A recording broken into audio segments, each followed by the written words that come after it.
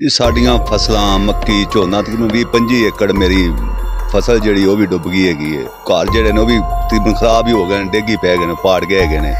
लेकिन अपनी मदद आपके तहत इतने आए हैं। DCO साहब आते हैं उत्थे बंद ते तलवारपुर ते आपदियां पिक्चरां बनाते हैं, चले जाते है। सो तकरीबन रेस्क्यू है, कोई काम कर रहा है और तकरीबन गौरमेंट वाला कोई नाम नहीं है बिल्कुल। ਅਸੀਂ ਬਾਈ ਚੰਦਾ ਸਿੰਘ ਤੋਂ ਹਾਂ।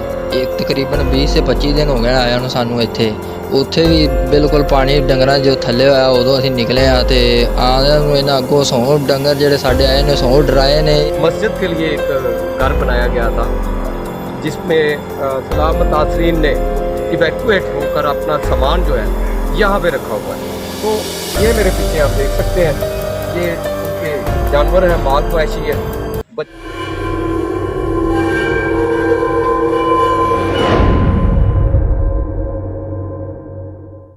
अस्सलाम वालेकुम नाजरीन, आप देख रहे हैं मेरा यूट्यूब चैनल मलक आरफ ऑफिशियल और मैं हूं आपका होस्ट आपका दोस्त मलक आरफ। और आज भी मैं सैलाब मुतासरीन की बात करूंगा, दरियाए सतलुज के सैलाब के मतलब बात करूंगा। कसूर में ये दाखिल होने वाला अन्नों की चौकी से जो दरियाए सतलुज है जो बहता है, ये पाकिस्तानी हदूद में इंडिया से जो है अन्नों की चौकी से दाखिल होता है और फिर ये भावल नगर सम्मा सट्टा तक जो है ये दरियाए सतलुज जो बहता हुआ यहाँ से जा रहा है। ये तबाहकारियाँ मचा रहा है। यहाँ से लेकर सम्मा सट्टा तक ये सारा अजला को मुतासर कर रहा है, उन आबादियों को मुतासर कर रहा है जो दरिया के लगभग कुर्बो जवार में जो कायम है। लोगों के मुआशी जो है वो लेकर और बच्चों को लेकर महफूज मकामात पर मुंतकिल हो रहे हैं। मेरे पीछे आप देख सकते हैं, ये एक मस्जिद के लिए एक घर बनाया गया था जिसमें सलाह मुतासरीन ने इवैक्यूएट होकर अपना सामान जो है यहाँ पे रखा हुआ है। तो ये मेरे पीछे आप देख सकते हैं, ये उनके जानवर हैं, माल मवेशी है, बच्चे हैं। बड़े जानवर जो हैं ये चारा खिलाने उनको लेके गए हुए हैं, जबकि उसके पीछे ट्यूबवेल चल रहा है, ये घर है और साथ में इनका ये साजो सामान, यहाँ पे रेडी भी खड़ी हुई है। यहाँ पे सलाह मुतासरीन भी। सबसे पहले हम बात करेंगे, ये अल्लाह दीता चेयरमैन साहब हैं जी, चंदा सिंह से इनका तल्लक है। बेसिकली चंदा सिंह में ये 1 माह तक जो है सैलाब की ज़द में रहे। उसके बाद जब पानी सर पे चढ़ आया, जब इनके मकानों में दाखिल हो गया, तो फिर ये इधर इवैक्यूएट होकर यहाँ पे मौजूद हैं महालम कलां गाँव में, जो गंडा सिंह और महालम के बिल्कुल बीच में आबादी है। यहाँ पे बैठे हुए हैं, उनसे बात करते हैं जी। की कहोगे तुहाडे की नुकसानात हुए? साड़ियाँ फसलां मक्की झोना तकरीबन 20-25 एकड़ मेरी फसल जी भी डुब गई हैगी है। घर जोड़े ने भी तकरीबन खराब ही हो गए, डेगी पै गए, पाड़ गए है। लेकिन अपनी मदद आपके तहत इतने आए हैं। DCO साहब आते हैं उत्थे बंद ते तलवारपुर ते आपदियां पिक्चरां बनाते हैं, चले जाते है। सो तकरीबन रेस्क्यू है, कोई काम कर रहा है और तकरीबन गौरमेंट वाला कोई नाम नहीं है बिल्कुल किसी किस्म का भी। वो तो बड़े बड़े दावे करते ने, वो मतलब इत्थों तुसी DC तो लैके ते उत्तों पंजाब दे जेड़े वजीर ने, CM साहब ਵੱਡੇ वजीर ਜਿਹੜੇ ਨੇ ਉਹ ਵੀ ਕਹਿੰਦੇ ਨੇ ਜੀ ਅਸੀਂ ਸਲਾਹ ਮੁਤਾਸਰੀਨ ਵਾਸਤੇ ਬੜਾ ਕੁਝ ਕਰਨੇ ਪਿਆ। ਤਸਵੀਰਾਂ ਬੜੀਆਂ ਲਾ ਰਹੇ ਨੇ, ਕਦੀ ਹੈਲੀਕਾਪਟਰ ਚੱਲਦੇ ਨਜ਼ਰ ਆਉਂਦੇ ਨੇ, ਕਦੀ ਵੱਡੀਆਂ ਵੱਡੀਆਂ ਗੱਡੀਆਂ ਚੱਲਦੀਆਂ ਨਜ਼ਰ ਆਉਂਦੀਆਂ ਨੇ। मेरा ख्याल है ਤੁਸੀਂ ਉਧਰ ਸਲਾਬ ਦੇ ਵਿੱਚ ਉਧਰ ਹਾਲੀ ਵੀ ਜਾਓ ਦੇ ਤੇ ਤਕਰੀਬਨ ਤੁਹਾਨੂੰ ਜਾਣ ਦੀ ਇਜਾਜ਼ਤ ਹੀ ਨਹੀਂ ਹੋਣੀ, ਤੁਹਾਨੂੰ ਨਾ ਜਾਣ ਹੀ ਦੇਣਾ ਹੈਗਾ। ਵੀ ਇਹ ਹੋ ਸਕਦਾ ਕੋਈ ਮੀਡੀਆ ਵਾਲੇ ਜਾ ਕੇ ਤੇ ਇਹਨਾਂ ਲੋਕਾਂ ਦੀਆਂ ਪਿਕਚਰਾਂ ਅਸਲ ਤਸਵੀਰ ਨਾ ਅਸਲ ਤਸਵੀਰ ਨਾ ਵਿਖਾ ਦੇਣ। ਇਹਨਾਂ DC ਸਾਹਿਬ ਨੇ ਜਾਣ ਹੀ ਦੇਣਾ ਵੀ ਆਰਡਰ ਨਹੀਂ, ਉਹ ਨਹੀਂ ਹੈਗੀ। मतलब ਉਹਨਾਂ ਦਫਾ 144 ਇਸੇ ਵਾਸਤੇ ਦਫਾ 144 ਇਸੇ ਵਾਸਤੇ ਉਹਨਾਂ ਲਾਈ ਹੈਗੀ ਵੀ ਇਧਰ ਕੋਈ ਜਾਵੇ ਨਾ, ਕੋਈ मीडिया वाला ना जाएगा, कोई खबर ना बन जाएगी।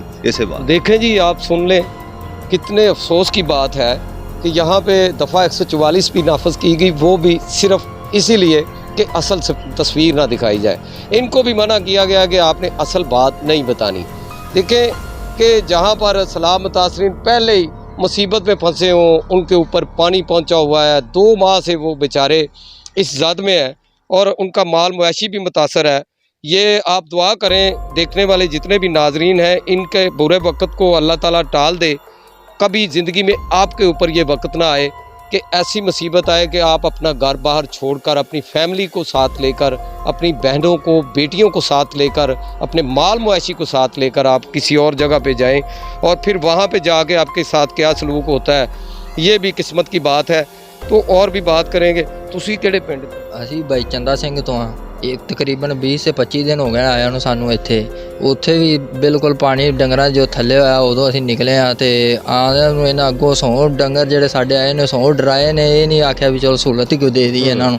ਆਪਦੀ ਆਪ ਮਦਦ ਆਪਦੇ ਤਹਿਤ ਇੱਥੇ ਆਏ ਅੱਗੋਂ ਇਹਨਾਂ ਨੂੰ ਲੋਕਾਂ ਨੂੰ ਪਤਾ ਲੱਗ ਗਿਆ ਵੀ ਪਾਣੀ ਆਇਆ। ਉਹ ਚਾਰੇ ਦੀ ਕੀਮਤ ਡਬਲ ਬਜਾਏ 3 ਗੁਣਾ ज़्यादा कर दी थी ना।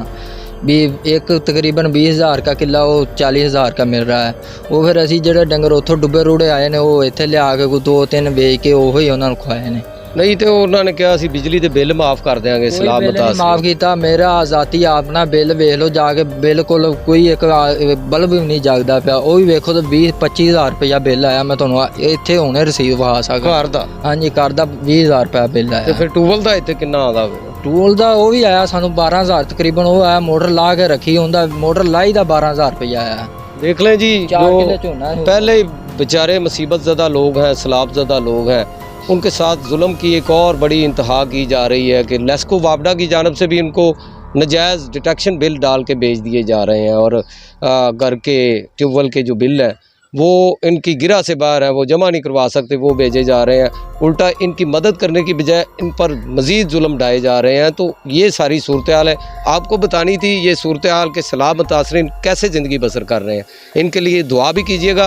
और अगर मुझे कोई हुक्मरानों में से कोई सुन रहा है तो खुदारा यार कोई आपने अल्लाह को जान लेनी है, एक दिन आपने भी मर जाना है। और ये सब कुछ जो गाड़ियाँ, जो बंगले, जो आप शाही अंदाज में ज़िंदगी बसर कर रहे हैं, इसको आपने छोड़ जाना है। आपकी कब्र पे भी पता नहीं किसी ने आना है कि नहीं आना। खुदारा इनके लिए कुछ रहम करें, इनको आफत ज़दा डिक्लेयर करें, अपने इक़दामात करें। जो सलामती मुतासरीन हैं इनकी फसलों को, इनके देहातों को आफत ज़दा डिक्लेयर करें ताकि इनको माली मुआवजा मिल सके। इसी के साथ ही इजाज़त चाहूँगा।